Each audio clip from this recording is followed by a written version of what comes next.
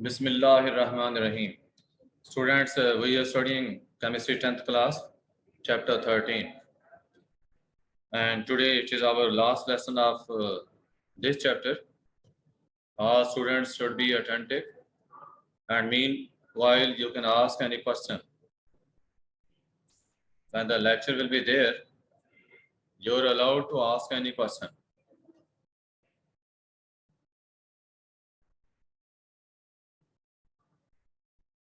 It is the topic from where we have to start today. It is nucleic acids topic. What are nucleic acids? Nucleic acids जो हैं ये chemical compounds हैं और ये essential components हैं हर living cell का। themselves they are long chain molecules और nucleotides के ये बने होते हैं। न्यूक्लिक एसिड्स न्यूक्लियोटाइड्स के बने होते हैं और लॉन्ग चेन्स वाले मॉलिक्यूल्स हैं। हर न्यूक्लियोटाइड के 3 कंपोनेंट्स हैं। ये components of nucleotide short question में भी पूछा जा सकता है।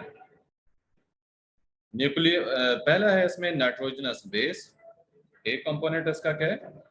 Nitrogenous base.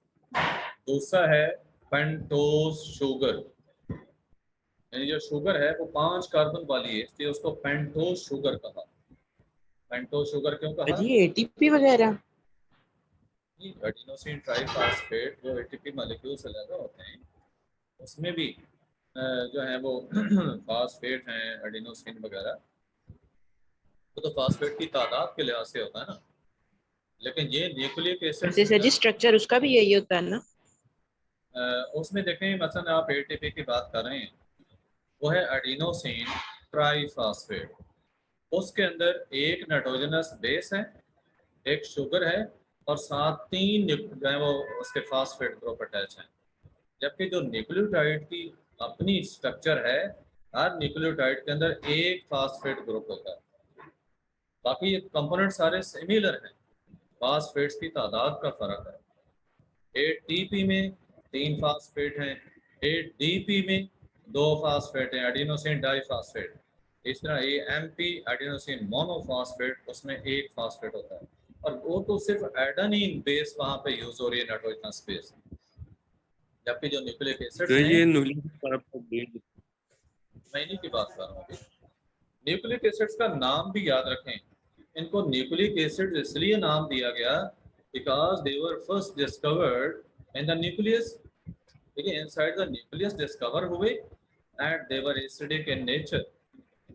न्यूक्लियस के अंदर डिस्कवर होने की वजह से और एसिडिक इन नेचर होने की वजह से इनको न्यूक्लिक एसिड्स का नाम दिया गया। आपको मैंने बताया है कि न्यूक्लिक एसिड्स हर लिविंग सेल का एक इम्पॉर्टेंट, एक एसेंशियल कंपोनेंट है, मीन्स कि हर एक के अंदर मौजूद है, हर सेल में मौजूद है।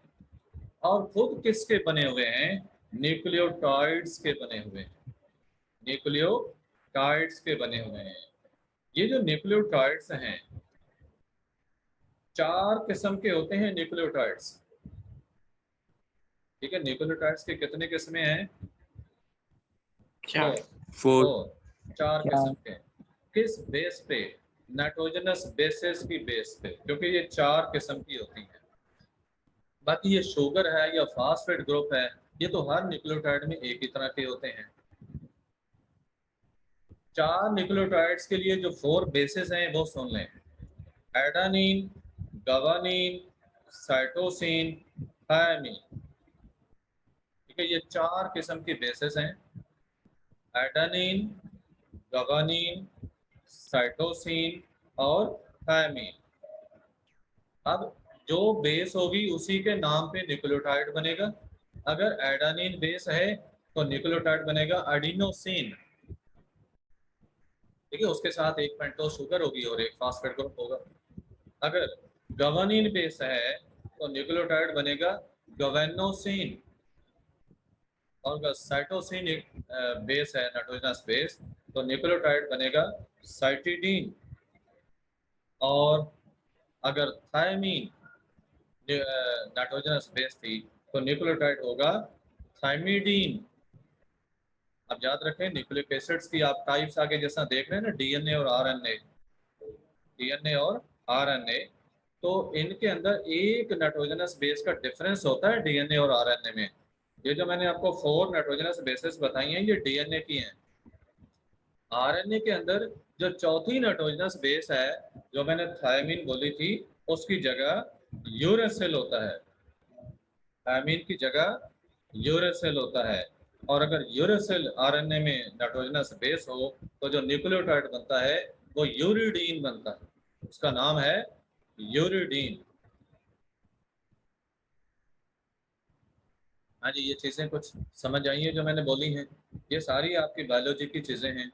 बायोलॉजी में जब आप न्यूक्लिक एसिड्स का टॉपिक पढ़ेंगे तो ये हेल्पफुल होंगी आपको। और न्यूक्लिक एसिड्स की दो किस्में, डीऑक्सी राइबोस न्यूक्लिक एसिड और राइबो न्यूक्लिक एसिड। अब इन दोनों में डिफरेंस है, एक तो मैं नाइट्रोजनस बेस का बता चुका हूँ, दूसरा शुगर का फर्क है। ये जो पेंटोज शुगर है, डीऑक्सी राइबोस शुगर डीएनए में होती है, जबकि राइबोस शुगर जो है वो उसमें आरएनए में होती है। इनमें स्ट्रक्चर का डिफरेंस है। पहले नंबर पर हम डीएनए को पढ़ते हैं, उसके बाद हम आरएनए की बात करें। आवाज की थोड़ी सी डिस्टर्बेंस महसूस हो सकती है आपको अभी, एक कॉल आई थी मैंने काट दी। अभी आवाज क्लियर है?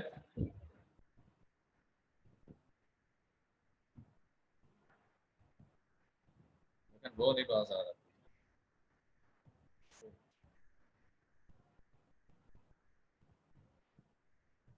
आवाज हो रही है, पता नहीं। अजीब सा समझ लें। फिर वेट करो। बेटे आवाज आ रही है आपको? Sir okay. DNA, deoxy ribose nucleic acid, deoxy ribo nucleic acid.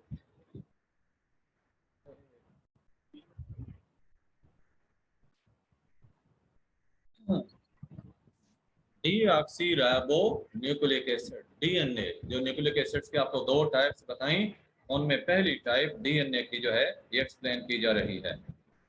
DNA का बताया कि consist of deoxy ribose sugar. आपको मैंने बताया ना दो डिफरेंस जो हैं डीएनए में और आरएनए में। तो पहला डिफरेंस क्या है? डीऑक्सी राइबोस शुगर का। इसमें शुगर कौन सी है? Deoxy ribose sugar. जबकि जो आरएनए की वो आप देखेंगे राइबोस शुगर होगी। इसकी स्ट्रक्चर जो है यानी डीएनए की, ये डिस्कवर की थी J Watson and F Crick ने, Jacob Watson and Francis Crick. इन्होंने 1953 में डीएनए की जो स्ट्रक्चर है ये डिस्कवर की। लॉन्ग डबल स्ट्रैंडेड मॉलिक्यूल है जिसमें दो चेन्स होती हैं। कितनी चेन्स हैं इसमें? दो चेन्स हैं। ईच चेन जो है वो बनी हुई है शुगर और फास्फेट की।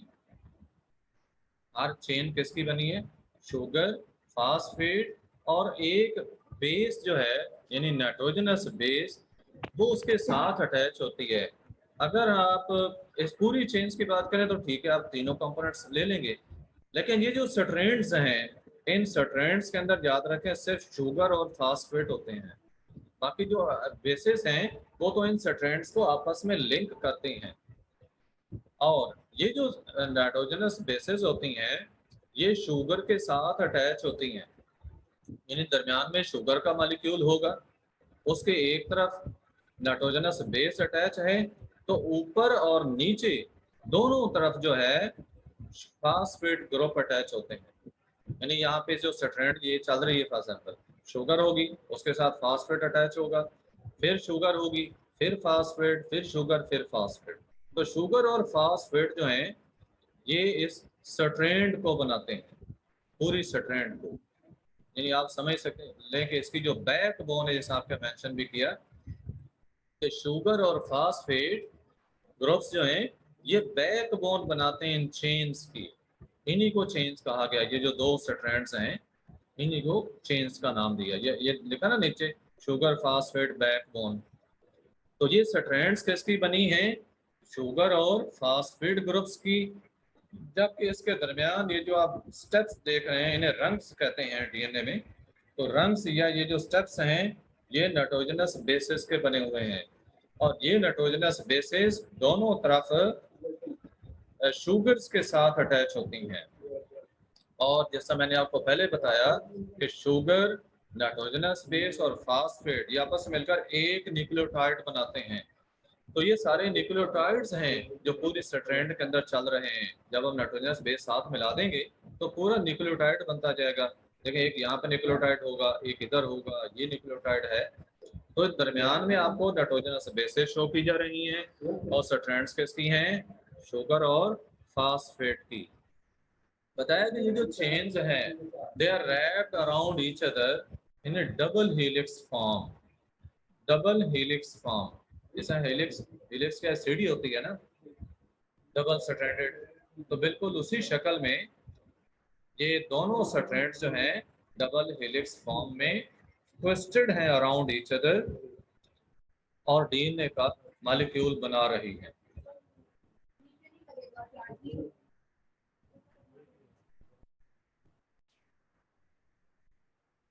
Any question regarding DNA, structure of DNA? Any? कोई स्टूडेंट? कोई क्वेश्चन नहीं है? Yes sir. किसी का जो भी क्वेश्चन हो साथ साथ पूछते जाना है और क्लियर करते जाना है। सर जी, हाँ जी, सर जी ये जो है फॉस्फेट आपने कहा था ना, वो जो सेंटर में जो स्टैंड्स हैं, उन्हें क्या कहते हैं? एंड सेंटर में जो है इनको स्टेप्स कहते हैं या इनको रंग्स कहा जाता है। बायोलॉजी में आप पढ़ेंगे रंग्स, RUNGS। जैसा सीढ़ी के स्टेप नहीं होते, ये बिल्कुल उसी तरह से हैं, इसलिए इसको डबल हेलिक्स कहा। ये नाइट्रोजनस बेसेस की बनी होती हैं और ये नाइट्रोजनस बेसेस जो हैं वो इधर साइड्स पे शुगर्स के साथ अटैच होती हैं।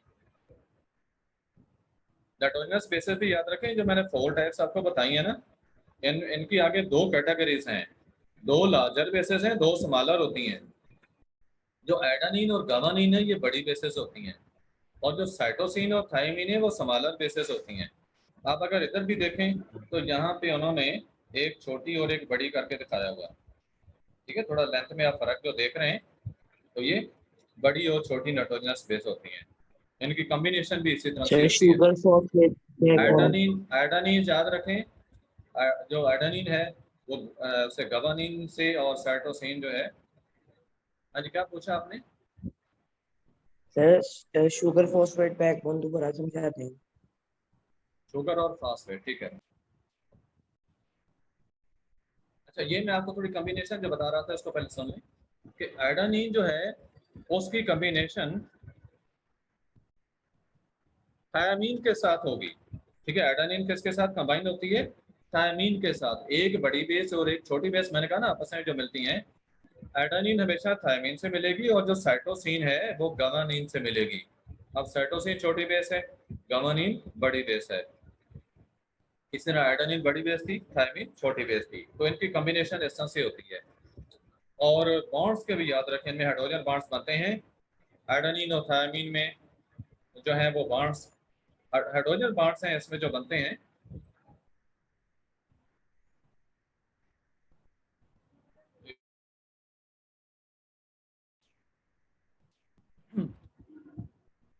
हाँ जी, बॉन्ड्स का याद रखें, एडेनिन और थायमीन जो आपस में मिलते हैं, वैसे मैं बता रहा था हाइड्रोजन बॉन्ड्स, तो 2 हाइड्रोजन बॉन्ड्स उनके दरमियान होते हैं। जबकि साइटोसिन और गावानिन जो हैं उनके दरमियान 3 हाइड्रोजन बॉन्ड्स बनते हैं।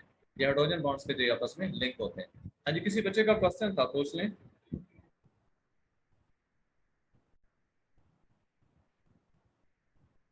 बेटे क्वेश्चन कौन पूछ रहा था? हो गया क्लियर?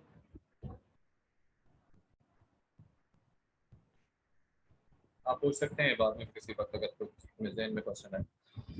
डीएनए के बारे में आपको बताया जा रहा है कि ये परमानेंट स्टोरेज प्लेस होती है फॉर जेनेटिक इंफॉर्मेशन, कि जितनी भी जेनेटिक इंफॉर्मेशन है वो सारी डीएनए के अंदर स्टोर होती है। और डीएनए कहाँ पे होते हैं? ये जो क्रोमोसोम्स हैं जी वो डीएनए और प्रोटीन के बने होते हैं, और क्रोमोसोम न्यूक्लियस के अंदर होते हैं। हर सेल के अंदर न्यूक्लियस मौजूद होता है, न्यूक्लियस के अंदर क्रोमोसोम्स होते हैं, और क्रोमोसोम्स डीएनए और प्रोटीन के बने होते हैं। लिहाजा आप कह सकते हैं कि डीएनए जो है it's found in the nucleus of a cell. अब डीएनए जो है it carries and stores all genetic information of the cell, कि सेल की जितनी भी जेनेटिक इंफॉर्मेशन है वो सारी डीएनए के अंदर होती है, और ये इंफॉर्मेशन फिर पास होती है इंस्ट्रक्शंस की सूरत में फ्रॉम जनरेशन टू जनरेशन। और इसका काम क्या होता है, ये मकसद क्या होता है, how to synthesize particular proteins from amino acids. Cells के अंदर अमाइनो एसिड्स को मिलाकर मुख्तलिफ किस्म की जो प्रोटीन्स हैं वो कैसे बनाई जाती हैं, कौन कौन से अमाइनो एसिड्स मिलेंगे, कितने अमाइनो एसिड्स किसी प्रोटीन में आएंगे। तो ये सारी जो इंस्ट्रक्शंस हैं, ये इनकी इंफॉर्मेशन इसमें डीएनए के अंदर होती है। ये इंस्ट्रक्शन जो हैं ये जेनेटिक कोड ऑफ लाइफ कहलाती हैं, क्योंकि ये डिटरमिन करती हैं whether an organism is a man or a tree or a donkey or whether a cell is nerve cell or a muscle cell। यानी कोई भी सेल जो है वो किस किस्म का सेल है, किस कैटेगरी का है, और कोई भी जो ऑर्गेनिज्म है वो कौन सा ऑर्गेनिज्म है, ये इस डीएनए की इंफॉर्मेशन के ऊपर ही डिपेंड करता है। क्योंकि हर सेल की और हर ऑर्गेनिज्म की इंफॉर्मेशन डिफरेंट होती है। सीक्वेंस जो नाइट्रोजनस बेसिस की होती है डीएनए के अंदर, ये डिटरमिन करती है proteins development in new sales. नए सेल्स के अंदर जो प्रोटीन्स बनती हैं वो किस पे डिपेंड करती हैं, नाइट्रोजनस बेसिस की डीएनए के अंदर जो सीक्वेंस है, यानी जो तरतीब होती है, इसके ऊपर डिपेंड करती है। अगर ये तरतीब चेंज हो जाए, ठीक है, इसमें कोई डिसऑर्डर पैदा हो जाए, तो जो बनने वाली प्रोटीन है वो सही नहीं बनती, वो डिफेक्टिव प्रोटीन बनती है। इसकी मैं आपको एग्जांपल दे देता हूँ। ये जो हीमोग्लोबिन है, हीमोग्लोबिन किस में पाई जाती है? जी रेड ब्लड सेल में। रेड ब्लड सेल्स में। रेड ब्लड सेल्स का जो रेड कलर है वो इसी हीमोग्लोबिन की वजह से होता है, और इसका काम है ऑक्सीजन को कैरी करना from lungs to all the body cells. याद रखें कि ये जो हीमोग्लोबिन का एक मॉलिक्यूल है, इसके अंदर 571 अमाइनो, इसके अंदर जो है 574 अमाइनो एसिड्स होते हैं हीमोग्लोबिन। हाँ जी, हीमोग्लोबिन के एक मॉलिक्यूल में कितने अमाइनो एसिड्स होते हैं? 574। कितने? 574 अमाइनो एसिड्स। ये 574 अमाइनो एसिड्स जो हैं ये 4 चेन्स की सूरत में होते हैं। 2 चेन्स जो हैं उनको अल्फा चेन्स कहते हैं और 2 बीटा चेन्स कहलाती हैं। एक बीटा चेन के अंदर सिर्फ एक अमाइनो एसिड जो है ग्लूटामिक एसिड, उसकी जगह अगर वैलीन आ जाए, यानी एक अमाइनो एसिड चेंज हुआ, और ये याद रखें ये कैसे चेंज हुआ, ये सिर्फ एक न्यूक्लियोटाइड की सीक्वेंस के चेंज होने से हुआ। CTT की जगह CAT हो गया, ठीक है, सिर्फ एक न्यूक्लियोटाइड जो है उसकी सीक्वेंस चेंज हुई है, और उसकी वजह से अमाइनो एसिड चेंज हो गया।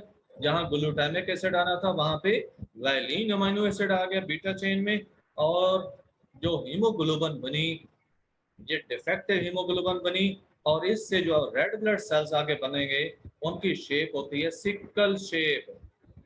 सिकल कहते हैं दरांती को, जैसे चारा काटा जाता है, तो sickle shape red blood cells बनेंगे, और डिजीज कहलाएगी सिकल सेल एनीमिया।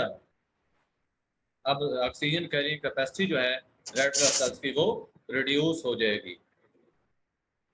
तो आपने देखा कि ये ऑर्डर ऑफ न्यूक्लियोटाइड्स किस कदर इंपॉर्टेंट है।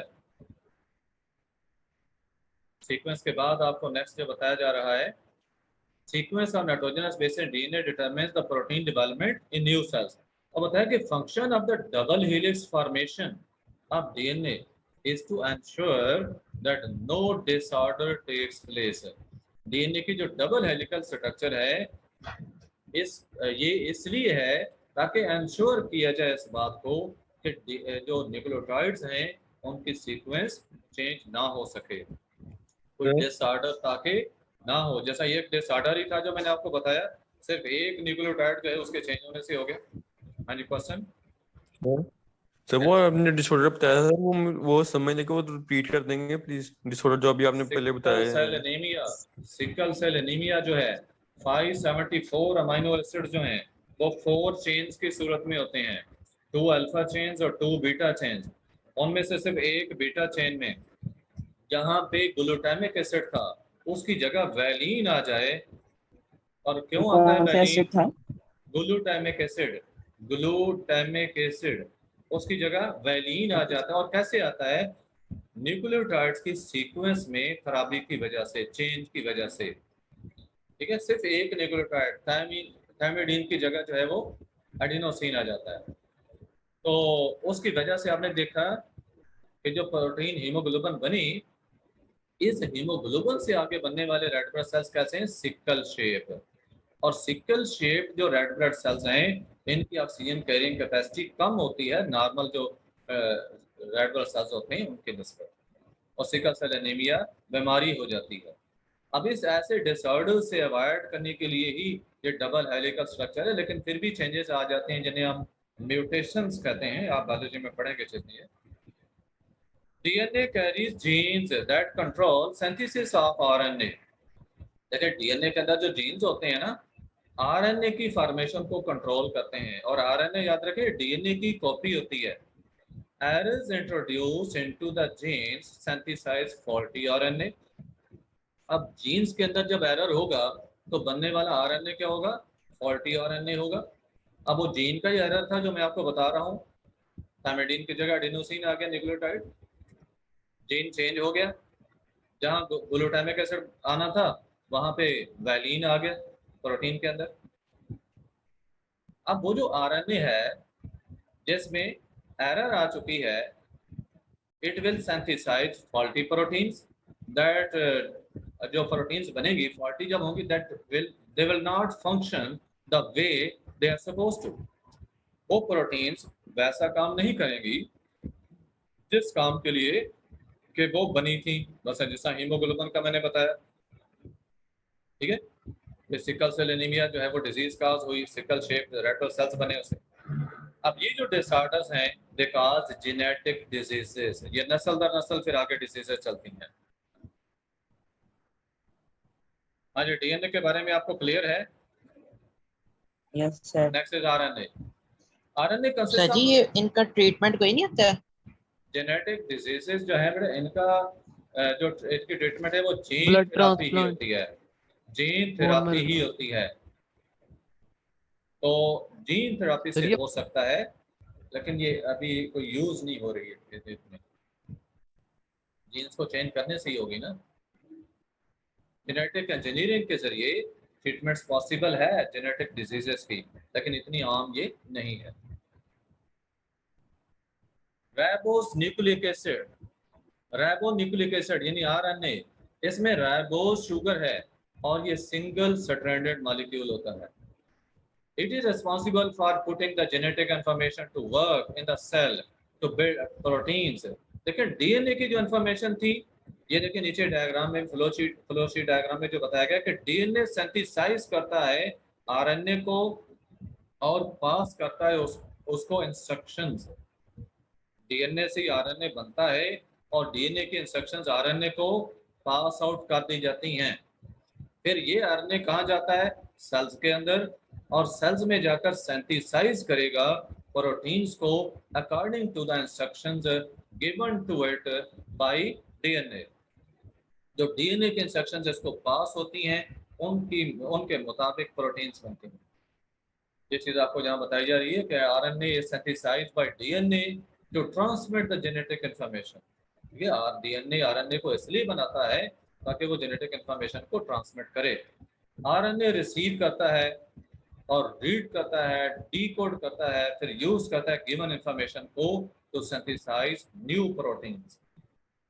ठीक है, आरएनए इन इंस्ट्रक्शंस के तहत नई प्रोटीन्स बनाता है। Thus RNA is responsible for directing the synthesis of new proteins. थोड़ी इंफॉर्मेशन आपको बताएगी है कि कैंसर कैसे होती है। Cancer is caused by damage to DNA or interfering with the mechanism of its replication. Replication होती है डीएनए की डिवीजन, डीएनए का डिवाइड होना, डुप्लीकेशन इसकी, उसका मैकेनिज्म जो है वो डिस्टर्ब हो जाता है अगर, ठीक है, ये डीएनए जो है वो डैमेज हो गया है या उसकी जो इन्फॉर्मेशन गई थी वो करेक्ट नहीं गई। So by understanding the mechanism of action of DNA cancer can be cured. अगर डीएनए के मैकेनिज्म में खराबी की वजह से कैंसर हो रही है, अगर डीएनए के मैकेनिज्म को हम समझ लेते हैं, हम कैंसर को ट्रीट कर सकते हैं। विटामिन्स 1912 में हॉपकिंस ने ये देखा कि in addition to carbohydrates, proteins and fats, कुछ और सब्सटेंसेस भी हैं जो नॉर्मल बॉडी ग्रोथ के लिए ज़रूरी हैं। आल्दो कि ये सब्सटेंसेस जो हैं ये बहुत ही स्मॉल क्वांटिटी में रिक्वायर्ड होते हैं, फिर भी ये सब्सटेंसेस एक्सेसरी ग्रोथ फैक्टर्स कहलाते हैं। एक्सेसरी ग्रोथ फैक्टर्स के ग्रोथ के लिए बहुत ज़रूरी हैं ये। Later, Funk proposed the name vitamin for these substances. Funk ने vitamin का नाम propose किया।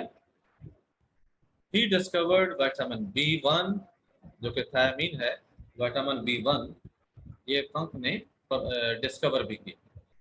विटामिन की दो किस्में हैं, फैट सॉल्युबल विटामिन्स और वाटर सॉल्युबल विटामिन्स। जो विटामिन्स फैट्स में सॉल्युबल होते हैं उन्हें फैट सॉल्युबल विटामिन्स कहते हैं, और जो वाटर में डिसॉल्व होते हैं वो वाटर सॉल्युबल विटामिन्स कहलाते हैं। पहले आपको ये फैट सॉल्युबल विटामिन्स जो हैं उनके सोर्सेज, यूजेस और डिजीजेस जो उनकी डेफिशिएंसी से होती हैं वो बताई जा रही हैं। विटामिन ए सोर्सेज क्या हैं? Dairy products, eggs, oils and fats, fish. It also contain, बताया कि it can also be found और it can be obtained from beta carotene. Beta carotene जो है ये ग्रीन वेजिटेबल्स में पाया जाने वाला सब्सटेंस है, तो उसके अंदर भी विटामिन ए होता है।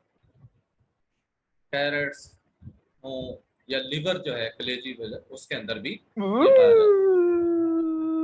हाँ जी, यहाँ पे इंसानों की क्लास है और यूजेस इनके देखें।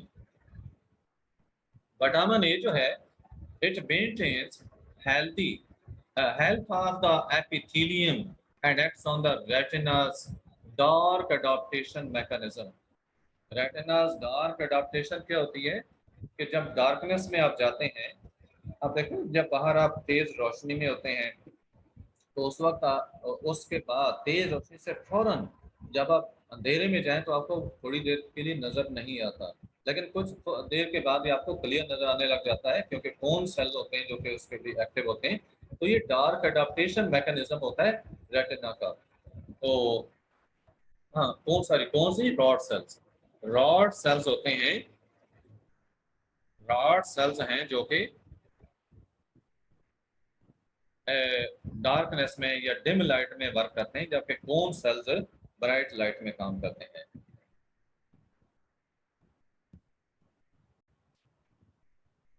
तो विटामिन ए जो है वो डार्क अडाप्टेशन मैकेनिज्म जो रेटिना का है उसके लिए ये जरूरी होता है।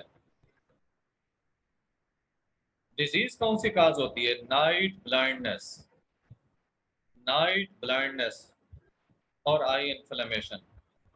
आई इन्फ्लेमेशन, नाइट ब्लाइंडनेस में क्या होता है? रात को नजर ना आना, क्योंकि रात सेल जो है वो वर्क नहीं करते।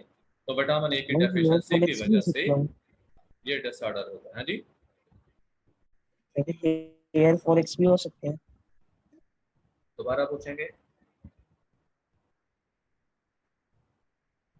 विटामिन ए की डेफिशिएंसी की वजह से स्किन कलर भी चेंज हो सकता है। विटामिन ए की डेफिशिएंसी की बात कर रहे हैं, इसको पूरा किया जा सकता है, ये पूछा आपने। आपकी आवाज इतनी क्लियर नहीं थी।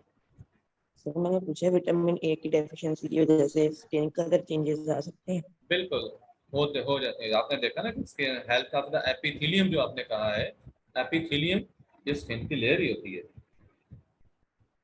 विटामिन डी को देखें, fish, liver, dairy products, oils and fats sources बताए गए.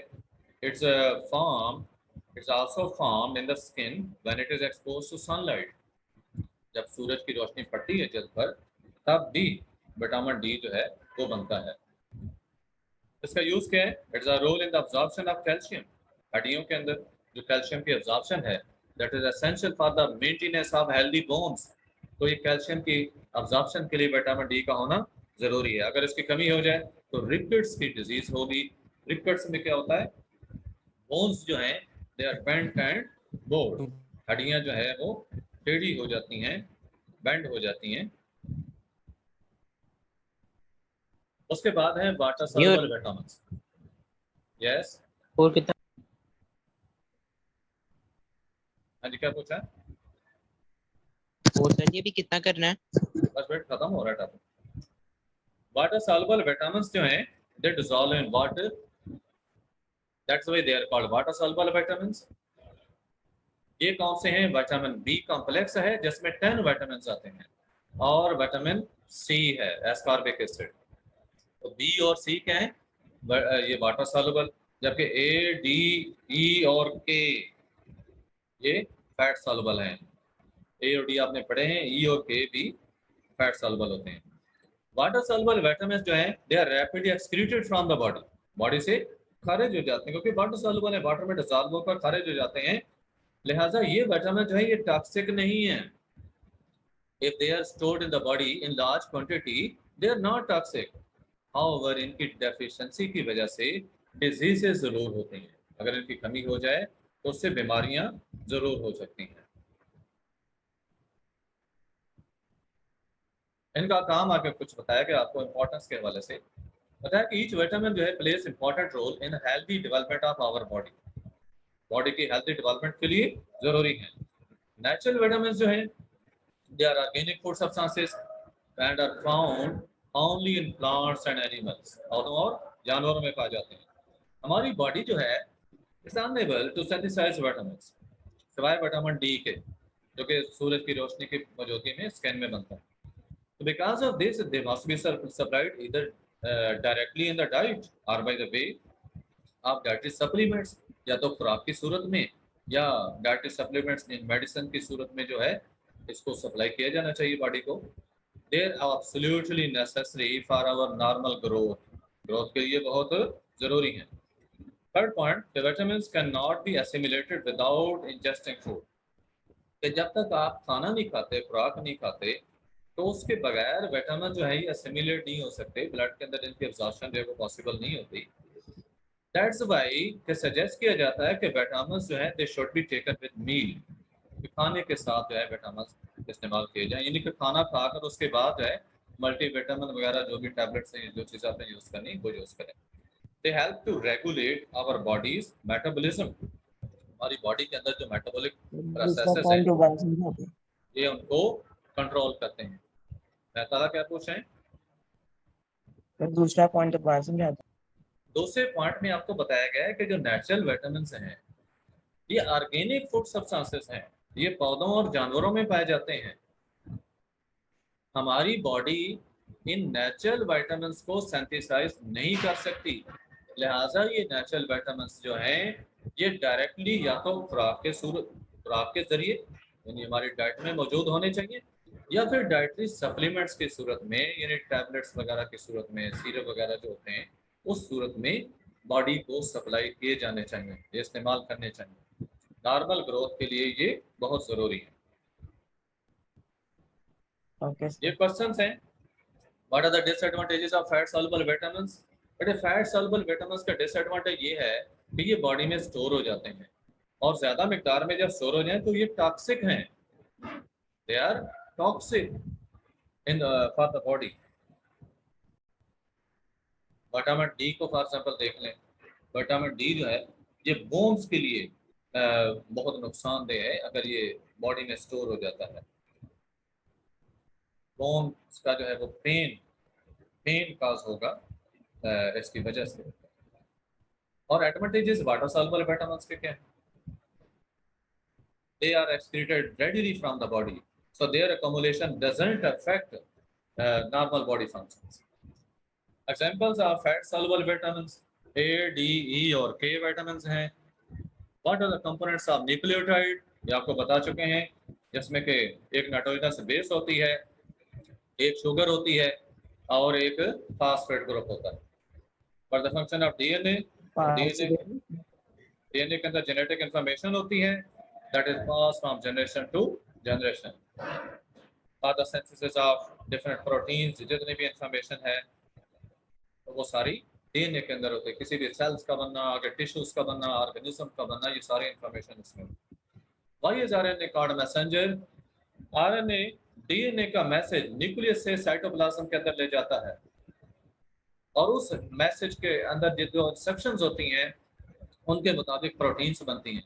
तो लिहाजा ये पैगाम्बर यानी जैसे पैगाम पहुंचाने वाला पैगाम रसा होता है, तो बिल्कुल उसी तरह का काम करे, इस वजह से इसको मैसेंजर कहा जाता है। आरएनए के वैसे टाइप्स का याद रखें, messenger RNA, transfer RNA, ribosomal RNA, इसकी 3 किस्में होती हैं। तो एक आरएनए है जिसको जो कि मैसेंजर आरएनए है। ये आपको कमर्शियल यूसेज जो है एंजाइम्स के थोड़े बताए गए हैं। नंबर 1 एंजाइम्स का बताया कि कमर्शियल स्केल पर डिफरेंट पर्पसेस के लिए यूज होते हैं इंडस्ट्री में, इसका रोल। Number 1 enzyme present in the yeast, ये कमर्शियली यूज होते हैं for fermentation of molasses and starch. Molasses क्या है? जो शुगर्स होते हैं, गन्ने का जो रस होता है, स्टार्च वगैरह, उसकी फर्मेंटेशन के लिए यूज होते हैं। अब मोलासेस की 10 मिनट ऊपर हो गए हैं। बड़े से 2 मिनट का काम, तो इससे अल्कोहल बनता है, एथेनॉल। ये एंजाइम डायस्टेज हैं, इनवर्टेज और जाइमेज, एग्जांपल्स आपको देंगे जो फर्मेंटेशन में यूज होते हैं। नंबर 2 माइक्रोबियल एंजाइम जो हैं, they are used in detergents, powder और लिक्विड फॉर्म में। लाइपेजेस डिकम्पोज करते हैं फैट्स को into more water soluble compounds, ठीक है, फैट्स को डिकम्पोज करके वाटर सॉल्युबल कंपोनेंट्स बना देते हैं, कंपाउंड्स बना देते हैं। इसलिए क्लीनिंग एक्शन जो है वाटर का वो इफेक्टिव हो जाता है। एमाइलेज रिमूव करता है स्टार्च बेस स्टेन्स को, क्योंकि स्टार्च को डाइजेस्ट कर देता है, डिसॉल्व कर लेता है, सिंपल कंपोनेंट्स में कन्वर्ट कर देता है। सेलुलोज डिग्रेड करता है सेलुलोज को to glucose. Water soluble compound है जो कि ग्लूकोज के water soluble. Bacterial proteases, they break down proteins stains on the cloth. ये बैक्टीरियल या माइक्रोबियल एंजाइम याद रखें जो कि माइक्रो ऑर्गेनिज्म से मिलते हैं, उनको कहा जाता है। तो बैक्टीरियल जो प्रोटीएज है, प्रोटीन के ऊपर एक्ट करने वाला एंजाइम, ये प्रोटीन्स की ब्रेक डाउन करता है। जो प्रोटीन के स्टेन्स होते हैं, दाग वगैरह लगे होते हैं कपड़ों पे, उनकी ये ब्रेक डाउन कर देता है। तो इस तरह से एंजाइम्स जो हैं, एंजाइम्स कंटेनिंग डिटर्जेंट्स, ऐसे डिटर्जेंट्स जिनमें एंजाइम्स होते हैं, they clean effectively and remove all stains and dirt. हर किस्म के जो स्टेन, दाग वगैरह हैं या मैल वगैरह है, वो कपड़ों से निकाल सकते हैं। थर्ड पॉइंट, एंजाइम यूज होते हैं for purification of fruit juices. They are added to fruit that has been crushed, like grapes वगैरह हैं जिनको क्रश करके जूस बनाया जाता है, उनमें एंजाइम डाले जाते हैं। एंड दिस एडिशन क्या करती है? Increases the yield of the juice extracted by removing suspended particles. कुछ सस्पेंडेड पार्टिकल्स वगैरह जो होते हैं उस क्रश्ड मटेरियल में, ये उनको रिमूव कर देते हैं और जूस ज्यादा एक्सट्रैक्ट होता है। It also improves the colour derived from the fruit skin, कि फ्रूट स्किन की वजह से जो कलर है उसको भी ये इम्प्रूव करते हैं। नंबर 4 एमाइलेज एंजाइम्स जो हैं, they are used in bread making, क्योंकि ये जो है यील्ड कर सकते हैं ज्यादा स्टार्च फ्लोर से आटे से ज्यादा स्टार्च बना सकते हैं, इसलिए इनको ब्रेड मेकिंग में यूज किया जाता है एमाइलेज एंजाइम्स को। इवन बताया कि they are efficient enough to convert starch to sweet glucose. Efficiently starch को सिंपल शुगर ग्लूकोज में भी कन्वर्ट करते हैं।